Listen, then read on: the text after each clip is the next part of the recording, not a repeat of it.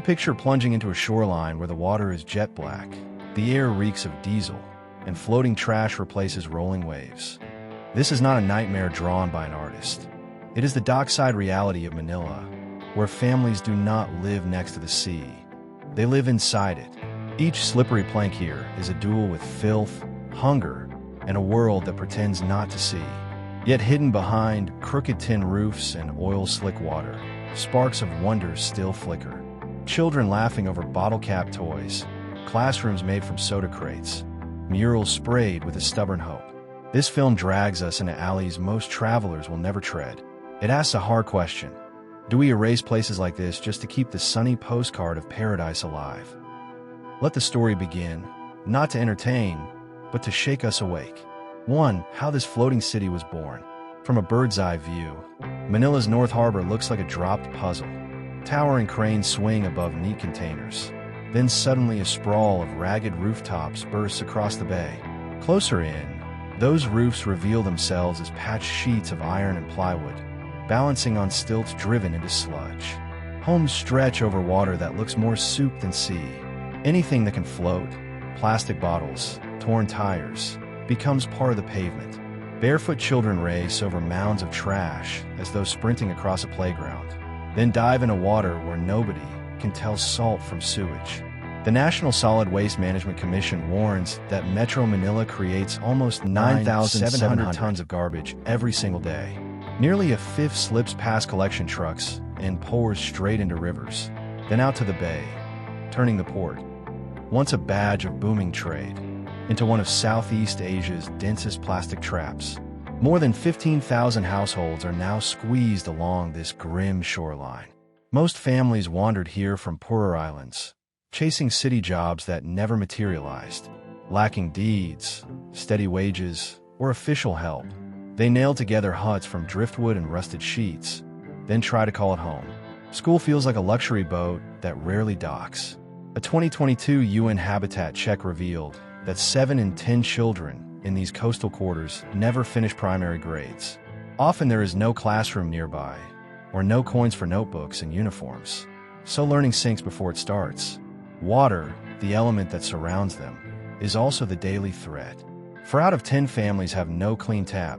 They cook, wash, and drink from the very tide that carries rotting food, oil, and human waste. Diarrhea, skin rashes, and lung infections are not treated as illnesses. They are treated as Tuesday. You will never spot Baiko or Isla putting bateau inside a glossy cruise brochure. Tour routes loop away as neatly as if someone drew a fence on the map, while officials label the zone an issue that needs more time, and then look at their watches. Many city dwellers do the same, because looking straight at this truth could crush the comfort of everyday life. Yet even in thick darkness, tiny fires refuse to die. Parents rebuild after every typhoon, teach manners on shaky porches, and plant basil in cracked paint cans. They may lack a giant microphone, but nobody here stays silent. They live with a defiant dignity that shouts louder than a megaphone. 2. Breathing in poison, building a neighborhood. Just 5 minutes from the glittering business district, an unmarked road veers toward a maze that planners prefer to leave blank. Shacks lean over water, so closely packed that their walls knock together when cargo ships pass. And still more cabins appear every month. The late 1980s wave of rural migrants built the first stilt huts on mud flats and garbage heaps, grabbing any patch the tide left dry. Without land papers, rent receipts, or secure jobs, they had no choice but to stay and expand. By 2024, 8 groups counted roughly 257,000 souls living in Manila's coastal slums, a number equal to an entire medium-sized city squeezed into wooden boxes. Inside one house, the floor space might be 15 square meters, smaller than a single parking spot. Walls are patched with tarp, dented metal, and rice sacks. The ceiling drips when rain hits. Yet 5, 6, or even 8 people share that cubicle, cooking over charcoal beside the bed and dreaming over the same rumbling water. But what happens next is even more shocking. Electricity flickers like a nervous firefly.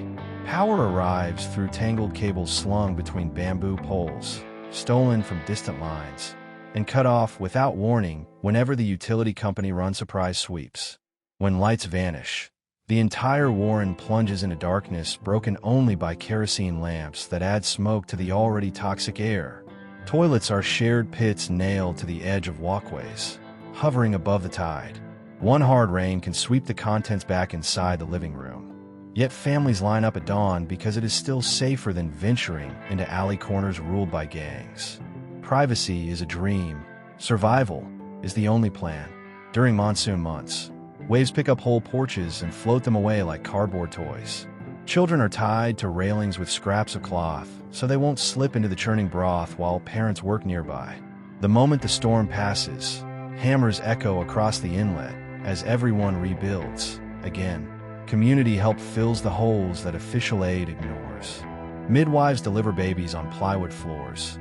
Teen volunteers teach ABCs on chalkboards made from fridge doors. And fishermen share their catch, even when the nets come up almost empty. Every gesture says, "We are still here." A shout of resistance that refuses to sink. None of this is meant to guilt-trip distant audiences. Instead, it calls for honest vision. See the courage that grows amid decay, and ask why a modern city allows an entire floating world to survive on scraps. Because if we can look straight at Manila's hidden shoreline, we might finally decide that no coast, anywhere, should be written off as expendable.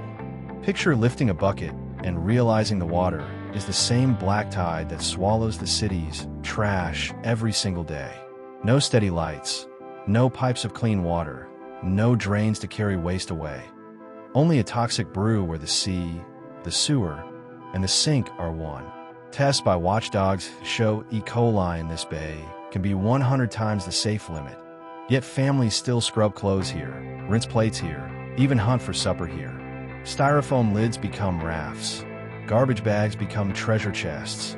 Every plastic bottle working traded for coins that might buy rice and salt. School, mostly a dream. A late 2023 survey by Save the Children warned that almost 2/3 of kids aged 7 through 12 along this shore cannot even read. Many little ones have no birth papers at all, which means no classroom desk, no clinic visit, no exam ticket, no future. When monsoon clouds burst, flimsy huts turn into disease traps. Dengue, pneumonia, diarrhea. Illnesses strike first at children. A 2024 study from the University of the Philippines found death rates for under 5s here are 4 times higher than in districts with proper hospitals. But the harshest wound is invisibility. These neighborhoods sit inside the capital, yet outside the law, with no address code, no relief rations during storms, no right to protest a forced move. Officials label the crisis complicated, then look away, while travel ads still sell Manila as a postcard of blue water and heritage charm. Hidden behind those glossy promises are roofs patched with tin, kids picking through trash under the blistering sun, and mothers washing shirts in water that smells like rot. Poverty alone did not create this nightmare. Layer upon layer of policy failure did, from land deeds to spending plans to basic fairness. 3 grassroots sparks in the gloom. Though erased from official maps, the port slums are not empty of hope. Residents have learned to organize, and nonprofits are pouring in to help. The Coalition of Urban Poor counted 45 active groups by late 2023, focusing on lessons, first aid, cleanup drives, and legal help. Under blistering tin sheets, volunteers open pop-up classes each week, using cast-off chairs and dog-eared books. Save the Children credits its Learning Under the Roof push for boosting literacy among 8 to 11-year-olds from 28% to 63% in only half a year. Clean Shores Clean Lives, run by Plastic Free Philippines, has trained more than 1,200 neighbors as on-site sorters. In 18 months, they pulled 110 tons of plastic from the tide and built a mini recycling supply line that now feeds extra cash to hundreds of homes. Tiny businesses are bubbling up too. Bamboo snack stalls, refilled water jugs, solar charging points. They spread like wildflowers on the mud. An Urban Livelihood Network survey tallied that 38% of households now have at least one microventure, trimming their need for state aid. Still, these bright spots balance on a shaky ledge. A Manila Relief Fund memo warns that 6 of every 10 projects could vanish within a year if fresh money does not arrive. When lessons shut, who will teach children whose names never made it into a roll call? When trash pickups stop paying, who will keep the shoreline from drowning in its own debris? Residents never beg to be rescued. They only ask for fair chances, clean water, safe walls, a say in city plans. Those basic rights would let their grit remake Manila's image, turning the story from pure crisis into one of stubborn resilience rising out of murky water. 4 storms and budget axes strike again. August 2024 proved how cruel nature plus neglect can be. In only 36 hours, monster rain and an oddball tide drowned more than 70% of the dockside maze. Waves shoved heaps of uncollected trash back into bedrooms, onto cooking pots, across the last dry corners. Weather experts at Pagasa warn that sea levels in Manila Bay climb about 0.4 centimeters each year, faster than the world average. Translation: each storm now packs a higher punch and sticks around longer. Every extra inch of water sneaks farther inland, cutting deeper at families already hanging on by splinters. With city budgets shrinking, drainage upgrades stall, hazard drills fade, and relief stockpiles sit half-empty. Each peso trimmed from flood defenses echoes as hours of shoveling mud out of kitchens, as weeks of coughs that never heal, as months of lost lessons for kids who need every page. Yet even after the last wave slips away, hammers ring out across the stilts. Parents mend porch planks, teens rebuild footbridges, grandmothers light small fires to cook rice for neighbors who lost theirs. The cycle is brutal, but the will to stand up again and again might be stronger still. The flood did more than sweep away chairs and rooftops. It unleashed a health crisis as fierce as the water itself. Within only 3 weeks, the Department of Health announced that hospital cases of diarrhea, skin disease, and lung infections had doubled in Manila's harbor slums. A clinic in Bicol tested 1,200 residents and found 62% of children under 10 were already malnourished or badly dehydrated after the storm. The blow was not just physical, it struck minds and spirits too. Makeshift classrooms collapsed, the Clean Shores Clean Lives Depot drowned, and half of its workers suddenly lost their wages. Even the bright murals that once filled kids with pride are now smeared into dark streaks on oily water. Urban Development Watch warns that only 12% of local recovery projects can survive more than 1 day of steady flooding. That brutal number proves most programs remain small trials, built with thin walls, no backup plans, and hardly any shelter against the next wave. Money troubles loom like another storm cloud. Figures from the Philippine Council for NGO Certification reveal that funding for harborside projects fell 31% between 2022 and 2024, as donors raced to help provinces hit by droughts and typhoons instead. With cash shrinking, help arrives late, then leaves early, and families are left stranded between disaster and debt. Chaos thrives wherever officials pull in opposite directions. Some districts sign off on forced evictions before they even sketch new housing, while others slash clinic hours to balance shrinking budgets. What choice does a parent have when filthy floodwater stands at the back door and an eviction order hangs at the front? In that bitter squeeze, people sell their last valuables, a rice cooker, a rusty door, anything to buy antibiotics, bottled water, or to settle the newest loan. The Asian Development Bank counted 53% of harbor households caught in a debt whirlpool, borrowing today just to repay yesterday, then borrowing again tomorrow to buy dinner. Imagine selling the sheet of metal that keeps rain off your child's bed just to afford cough syrup. For these families, such trade-offs are not rare tragedies. They reappear every monsoon season. One long storm can erase a roof, a job, and a child's dream in a single sweep. 5. A quiet rebellion begins. With aid taps closing and leaders still debating a master plan, residents decided to rescue themselves. In October 2024, 300 households in Bicol formed a spontaneous response team. No grants, no experts, only grit and clear roles. Crews gathered trash, shared safe water, patched flooded walls, and kept watch through the night. In just 21 days, They removed 6.4 tons of debris, repaired 80 homes, and set up a flag and phone warning system that signals rising tides with bright colors and instant texts. Their example quickly reached Happy Land, Parola, and Isla Puting Bateau, proof that courage is contagious. Women lead much of this grassroots surge. The group Women for Resilience says nearly 72% of neighborhood response projects are steered or heavily staffed by women. They teach first aid, show neighbors how to purify water with charcoal, and collect surplus bread and rice from nearby stores. There are no loud banners, yet the message booms. People here refuse to vanish. They are not battling nature or pulling down laws. They are carving small zones they can control.